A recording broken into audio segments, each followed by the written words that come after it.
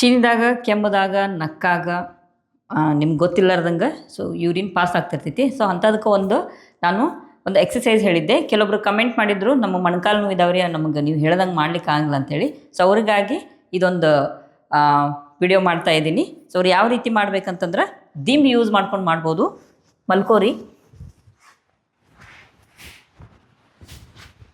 So ಮಲ್ಕೊಂಡ್ಮೇಲೆ ಎರಡೂ ಕಾಲುಗಳು ನಿಮ್ಮ ಕಡೆ ತಗೋರಿ. ಈ ದಿಂಬು ಐತಲ್ಲ, ಎರಡೂ ಕಾಲಿನ ಮಧ್ಯೆ ಈ ರೀತಿ ಇಟ್ಕೋಬೇಕು. ಹಿಂಗೆ ಸರಿ ಇಟ್ಕೊಂಡು ಕಾಲಿಂದ ಪ್ರೆಸ್ ಮಾಡಿರಿ, ಇದನ್ನು ಪ್ರೆಸ್ ಮಾಡಿರಿ. ಸೊ ನೆಕ್ಸ್ಟ್ ಎರಡೂ ಕೈಗಳು ನಿಮ್ಮ ಬಾಜುಕ್ಕಿರಲಿ.